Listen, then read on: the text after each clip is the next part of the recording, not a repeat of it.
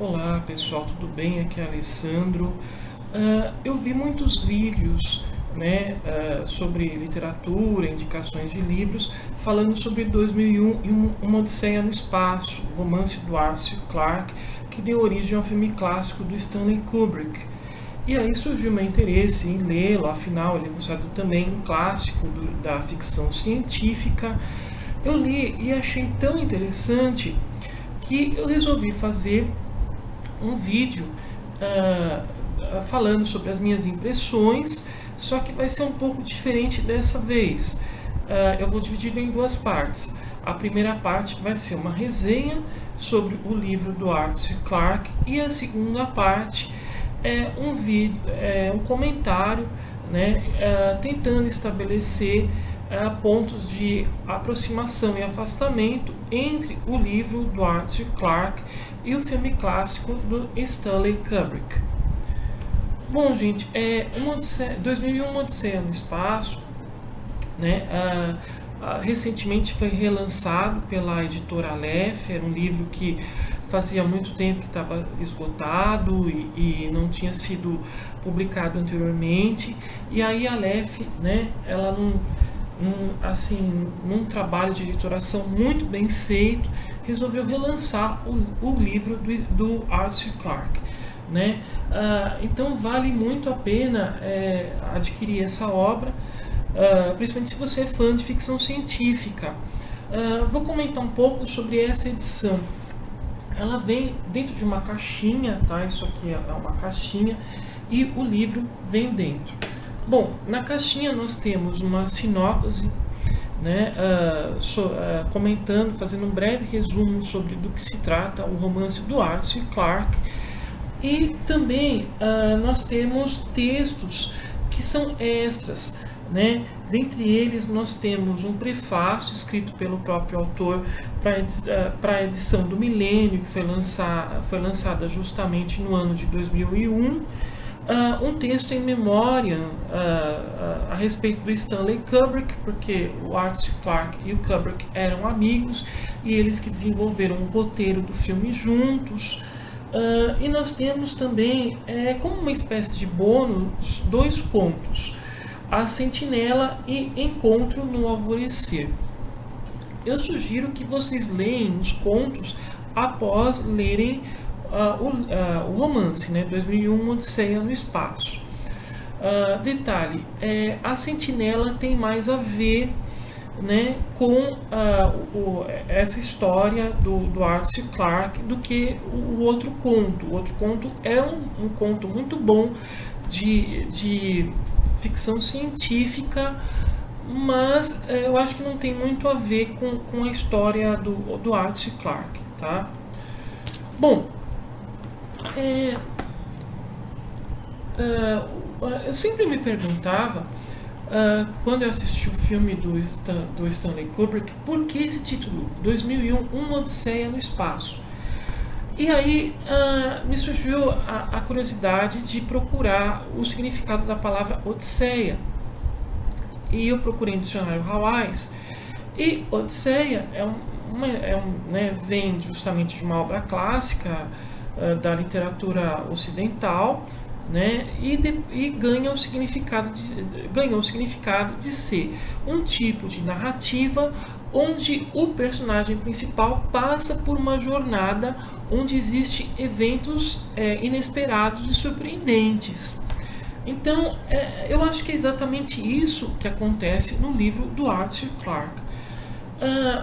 Outra coisa interessante, o livro ele já faz uma referência direta ao principal evento do romance, que é o aparecimento do monolito. Então ele tem a forma do monolito, ele é todo preto, e a edição é muito caprichada, papel pólen amarelo, vocês podem ver, Então parabéns, editora Aleph, pelo excelente trabalho de editoração, que é realmente muito interessante.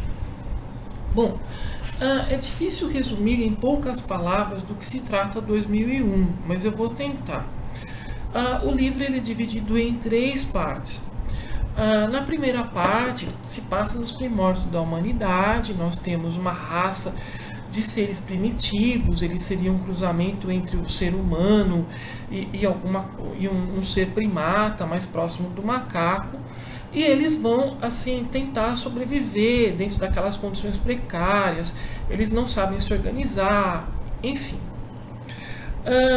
Eles têm que lutar com outras tribos, né, opostas, que também são vistos como uma ameaça. E aí o que vai acontecer? Eles vão descobrir um artefato, né, digamos assim, que foi enterrado na Terra há muito tempo, a gente não sabe exatamente quando, que consiste justamente no monolito, né? E a partir do momento que eles entram em contato com esse objeto estranho, coisas assim começam a acontecer, eventos assim muito estranhos, e digamos que há uma interação entre o objeto e essa raça de primatas, fazendo com que eles comecem a adquirir um comportamento mais próximo do humano, né? Eles começam realmente a pensar, digamos assim, que isso proporciona o desenvolvimento da capacidade intelectual, esse contato que eles têm com o monolito, né? De uma forma misteriosa, e eu não vou entrar em muitos detalhes sobre isso, enfim. E aí eles vão aprender a caçar, e digamos que o monolito ele contribui para que os seres humanos sobrevivam, né? Depois disso, o livro ele dá um salto no futuro, e aí nós temos toda a configuração típica da ficção científica, né? Naves espaciais, objetos tecnológicos e que encontram ressonância no mundo atual, né? Principalmente com relação às naves espaciais, que lembram justamente os foguetes, né, que foram lançados à Lua, tal. Então, nessa parte do romance, nós vemos que o Arthur C. Clarke era um escritor de grande capacidade imaginativa, né? É impressionante, é como se nós, junto com os personagens, viajássemos para o espaço.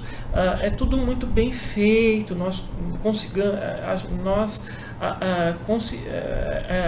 é possível, né, visualizar os planetas, né, toda a configuração do espaço sideral.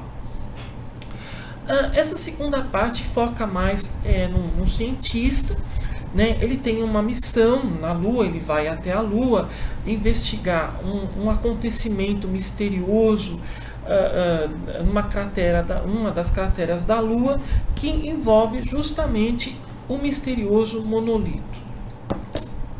Bom, aí depois nós temos o desdobramento, né, desse acontecimento numa terceira parte. E aí também é muito interessante, porque vai se passar numa nave espacial, e nós temos como personagem principal um supercomputador chamado HAL, né? Inclusive há uma referência a ele na capa na caixinha, né? Que é justamente o olho do HAL. E aí outras coisas surpreendentes vão acontecer. É interessante perceber que 2001 é uma ficção científica, mas não é convencional, né? E isso que faz do livro do Arthur C. Clarke um clássico, uma obra-prima dentro do gênero. Principalmente assim, a última parte é muito interessante, né? Eu também não vou entrar em muitos detalhes, mas um dos personagens vai realmente ele vai ter uma jornada, né? Uma jornada de conhecimento, uma jornada assim com muita tensão, né, tal, que remete justamente à Odisseia, né? Digamos assim que o Arthur C. Clarke ele retoma elementos dessa narrativa clássica da Odisseia mesmo, né? e transpõe isso para o espaço e até mesmo faz uma ligação, né, através dos nomes dos planetas que remetem aos deuses da mitologia greco-romana. Né? Enfim, o final do romance é surpreendente, é fantástico, possibilita várias leituras, né? É uma obra que não se fecha em si, ela, depois que você termina, você vai estar com muitas questões na cabeça. O Arthur C. Clarke ressalta o seu aspecto mítico, né? Como uma coisa, realmente existe um processo de transcendência, de metamorfose aqui, que eu também não vou entrar em muitos detalhes, né? Que está associado justamente com elementos da ficção científica de forma assim muito interessante, né? Então eu acho que essa edição que a editora Aleph lançou vale muito a pena ser adquirida, tá? Outra coisa é, quem assistiu o filme do Stanley Kubrick, não se preocupe com relação a ler o livro, porque assistir o filme é uma coisa e o livro é outra. Então, independente, você pode, né, tanto ver o filme, ou se você já viu o filme, você pode ler o livro, porque não vai estragar o prazer da leitura, que sem dúvida para mim também é uma das melhores do ano de 2013. Tá certo, pessoal? Então fica registrada a minha resenha de 2001, Odisseia no Espaço. Eu fiz um outro vídeo, se vocês quiserem acompanhar, é a segunda parte, onde eu estabeleço uma relação entre o livro do Arthur C. Clarke e o filme clássico do Stanley Kubrick. Então, até mais com outros comentários.